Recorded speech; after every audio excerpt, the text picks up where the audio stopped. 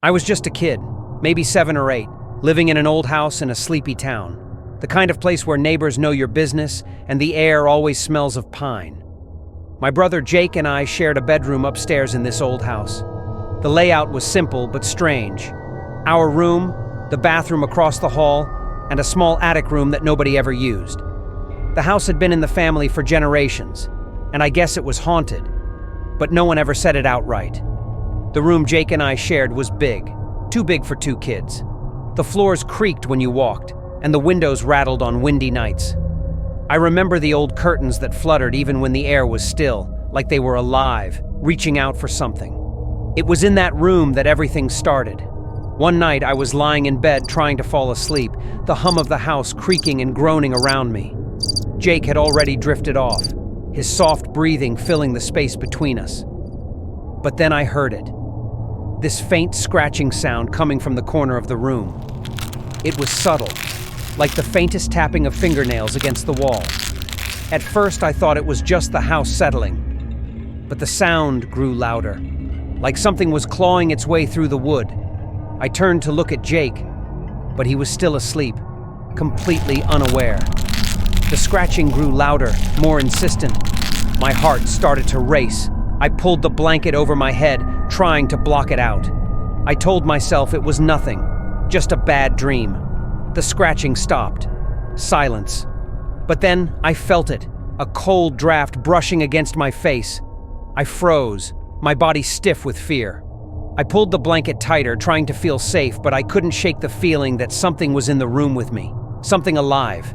I didn't sleep much that night. The next morning I didn't mention it to Jake or anyone else.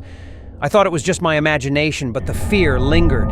The room felt different somehow. I couldn't explain it, but it was like the walls themselves were watching me. Days passed, and things only got worse. The scratching came back. This time, it was louder, more aggressive, like whatever it was didn't care if I heard it. The sound started in the corner, just like before, but now it echoed through the entire room. I tried to tell myself it was just rats in the walls, but deep down, I knew it wasn't. It wasn't a rat. I could feel it. Whatever it was trying to get out. I tried talking to Jake about it, but he just brushed it off. He didn't believe me. I was alone in this. I couldn't explain it, but the scratching wasn't the only thing that changed. The room started to feel colder. The temperature dropped, no matter how many blankets I piled on my bed. The air was thick, almost suffocating, and the silence, the way it stretched between the scratches, felt unnatural. One night, when Jake was at a friend's house, I stayed up late, trying to find the source of the sound. I sat in the dark, listening. The house creaked and groaned, but this time I could swear I heard breathing. It was soft at first, like a whisper, but as it grew louder, I realized the sound was coming from the corner of the room. I stood up, my heart pounding in my chest, and walked over to the corner where the scratching had started. There, on the floor, was an old wooden box. I hadn't noticed it before. It wasn't there when Jake and I moved in. I didn't touch it, but I could feel the weight of it, like it was waiting for me to open it. I don't know why I did it. Maybe it was curiosity. Maybe it was the dread that something had to give. But I opened the box. The moment the lid creaked open, the air in the room shifted. The temperature plummeted. I could feel it, a presence cold and hungry. My breath came in ragged gasps as I stared into the box, but it was empty. Nothing. Just old, rotting cloth and dust. But then something moved inside the box. I didn't see it, but I felt it. A ripple in the air. A shift. And then, the scratching began again. Louder. Faster. I stumbled back, my eyes wide with terror, and the box slammed shut. The scratching stopped. But it wasn't over. I heard a voice then. A low, guttural voice. It wasn't speaking words, just sounds. Unnatural, like the growl of an animal mixed with a whisper. It came from behind me. I whipped around, but the room was empty. The walls closed in on me. The silence was suffocating, broken only by the sound of my own heartbeat, pounding in my ears. I ran out of the room, down the stairs, yelling for my parents. They came rushing upstairs, but when they checked the room, there was nothing. Nothing but the box, sitting innocently in the corner. They didn't believe me. They thought I was just scared, or that I had an overactive imagination. But I knew what I heard. I knew what I felt. I couldn't sleep in that room anymore. Weeks passed, and my parents insisted I go back to sleeping in that room, but I refused. The fear consumed me. It wasn't just the scratching or the voice. It was the feeling of being watched, the cold breath on my neck when no one was there. It was only after months of this that my dad decided to finally take action. He went into the attic one night, looking for old furniture to sell. I didn't ask him to, but something made me ask him to check that old box one last time. He came back downstairs, pale as a ghost, holding the box. "You weren't imagining things," he said. When I asked him what was inside the box, he wouldn't tell me. He wouldn't say a word, but I saw the fear in his eyes. That night, I never slept in that room again. My parents moved out of the house soon after. We never talked about it again, but I could feel it. The presence, the cold, the scratch, the growl. And I still hear it sometimes. Not in the corner of the room, not from the box, but somewhere deep in the walls, waiting. Before we continue, make sure to like this video and subscribe. Hit the notification bell so you won't miss what lurks in the shadows next time. Now, let's get back to the story. I always thought I had a good sense of where I was going, but that night, I wasn't so sure anymore. It was my usual walk with my dog, Max, down the quiet, secluded road that led past the parking lot of the condo complex where I live. 3 times a day, I walk the same path, morning, afternoon, and night. And honestly, it never bothered me. The darkness never bothered me either, until that night. I've always walked late at night, sometimes out of habit, other times just to clear my head after a long day. But tonight, something was different. Maybe it was just the cold air, or the silence that hung a little thicker than usual. Maybe it was the way the trees seemed to tower over me, their bare branches casting skeletal shadows on the ground.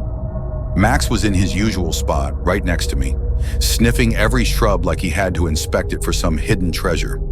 I had one earbud in, just enough to drown out the world, but still keep me aware of my surroundings. The parking lot at the end of the road was deserted, as always, the dim glow of the streetlights barely making a dent in the growing darkness. But tonight, as we approached the lot, I felt a tightness in my chest, a slight unease creeping up my spine. It wasn't just the shadows. Something felt off, like I was being watched. I paused for a moment and pulled the earbud out. I could hear Max's leash jingling softly as he tugged, his little paws crunching over the gravel. That's when I heard it. At first I thought it was just the wind, but no, there was definitely something else, a soft, low whisper coming from the far end of the parking lot near the cars. It wasn't a voice I recognized. I tried to brush it off, told myself I was imagining things, but then I heard it again. Help! A child's voice, but something was wrong. The tone was too calm, too muffled, like it was coming from behind a wall or under a blanket. I froze, my hand instinctively tightening around Max's leash. I thought about turning back, but curiosity got the better of me. I continued walking, slowly this time, listening. Help! Please! The voice came again, this time clearer, but still strangely detached. I glanced around, scanning the shadows, trying to see if anyone was there, but the lot was empty. The cars, mostly trucks and SUVs, were parked haphazardly, blocking most of my view. The voice? Was it a child? It didn't sound right. I walked closer, flashlight in hand, sweeping it across the parked vehicles. Max, who had been so eager to sniff around, suddenly stopped. His head snapped to the side, his ears perked up, and he growled low in his throat. I froze.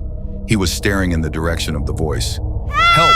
It came again, and this time, it was louder, sharper, almost demanding. I felt my heart drop into my stomach.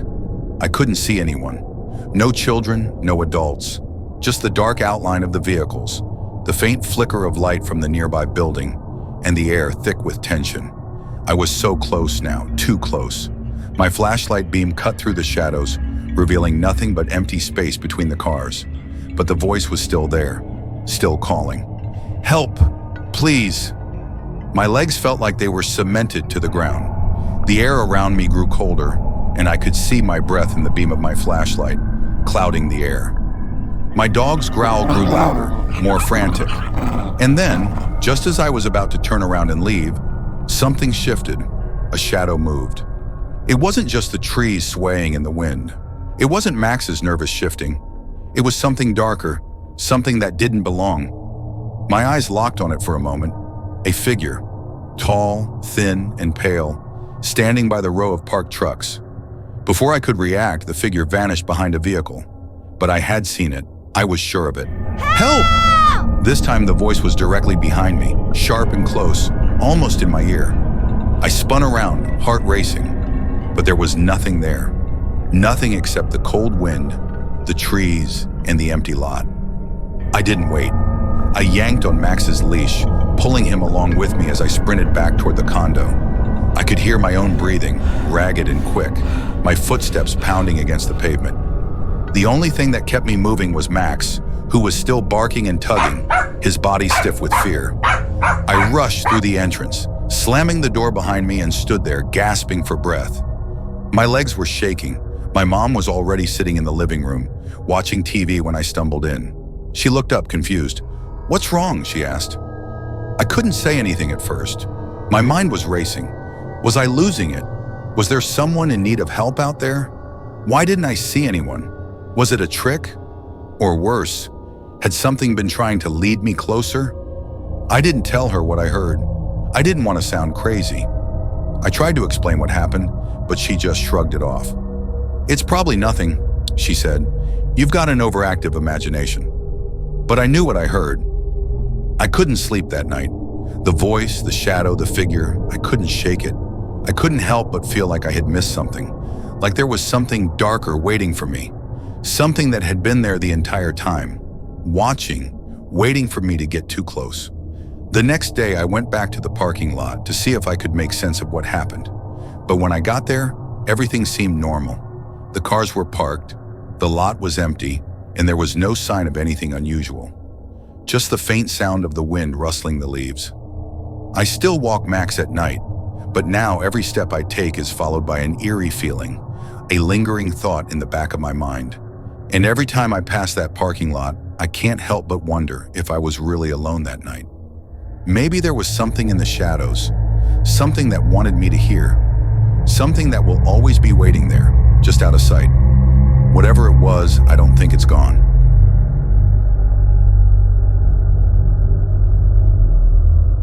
I can't remember the last time I'd been this excited to move. The house was a gem, a secluded two-story tucked deep in the woods, surrounded by towering trees and the kind of silence that felt almost sacred. It had been in my family for generations, but recently my parents decided it was time for a change. Honestly, I didn't understand why they'd want to leave, but I wasn't about to argue. We arrived on a crisp autumn afternoon, the sun already dipping below the treetops, casting long shadows across the yard. The house was just as I remembered, aged yet cozy. The wood paneling gave it this warm, almost nostalgic feel, like a home that had been patiently waiting for us to return. My room at the back of the house was large, with windows on two sides overlooking the dense forest. It was perfect for a kid like me, who spent most of his time alone. The kind of room that begged you to daydream. That first night after we unpacked was quiet. Too quiet, if I'm being honest.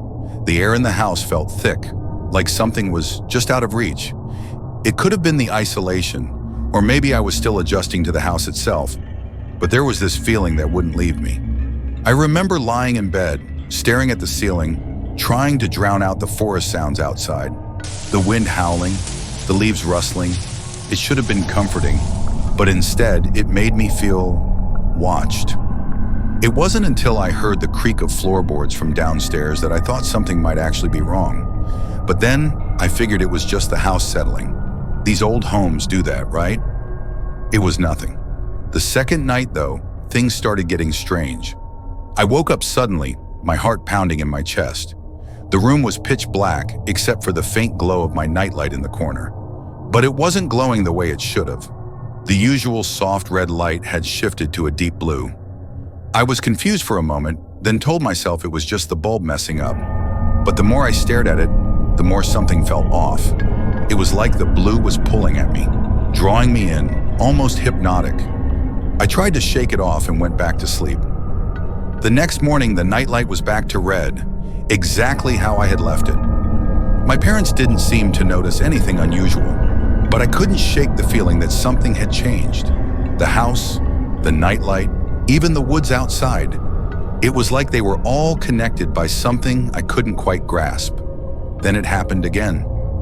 A few days later, I woke up in the middle of the night to find the nightlight unplugged, sitting neatly on the floor. My parents had no explanation. They just brushed it off. "It's probably just a glitch," my dad said, barely looking up from his paper. But deep down, I knew it wasn't a glitch. No, there was something going on, something I couldn't explain. The next few days were uneventful, but the strange occurrences continued to pile up. My nightlight was turned off, then moved, then disappeared altogether. I asked my parents if they were messing with me, but they seemed genuinely baffled, telling me it was probably my imagination. I even asked if they'd thrown it out, but they insisted they hadn't. And then it got worse, much worse. The noises started around midnight, soft at first, like a whisper, too quiet to make out. But after a few nights, the sounds became clearer. The rustling in the closet, the faint scratching against the walls. Sometimes I'd hear footsteps in the hall, but when I'd check, there'd be no one there. My dad would check the closet, even walk around the house, telling me everything was fine, but I couldn't shake the growing dread that something was living just beyond the door. One night, after a particularly disturbing noise from the closet, I decided to stay awake. My eyes stayed fixed on the dark corner of the room, heart racing, ears straining for any sound that didn't belong. And then it came again, the rustling but louder this time, as if something was shifting inside my closet, right behind the door. I tried to call out, but no sound came. The room felt suffocating, like the walls were closing in on me. I couldn't move, couldn't scream. Every second felt like an eternity. Then, just when I thought I might lose my mind, the door creaked. A slow, deliberate sound. I wanted to scream, but I couldn't. My breath came out in shallow gasps as I watched the closet door inch open. Just a crack, and then nothing. I don't know how much time passed, but eventually I managed to fall asleep, the noises fading into the night. The next day, I tried to tell my parents again, but this time, their dismissive reactions didn't feel like mere neglect. They felt like they were hiding something. They told me I was just going through puberty, that my mind was playing tricks on me. They even laughed it off, making me feel ridiculous. But I knew what I had heard. The next night, the noises returned with a vengeance. But this time, something was different. When I woke up, the closet door was wide open. I had never left it open. My heart nearly stopped in my chest. There was a strange chill in the room, colder than usual, and I swear I saw a shadow move across the walls. I had to know what was going on. I got out of bed, trying not to make a sound, and crept over to the closet. My hands were shaking as I grabbed the door handle, pushing it open. What I found made my stomach turn. Behind the closet wall was a massive hole, too deep to see the bottom. The hole went straight through to the outside, leading into the woods. The tunnel was barely big enough for a person to crawl through, but it was enough to make my blood run cold. I ran to my parents, my mind racing, but they just stared at me, white-faced. My dad was silent for a long moment. Then he finally spoke in a voice so low it almost didn't sound like him. "We need to get out of here, now." And just like that, we left. We moved out that same night, staying with relatives until we found a new place. To this day, we never spoke about it again, as if pretending it didn't happen would make it go away. But I know the truth. There was something in the woods. Something, or someone, was coming through that hole every night, and I don't know what they wanted. Make sure to like this video and subscribe. Hit the notification bell so you won't miss what lurks in the shadows next time.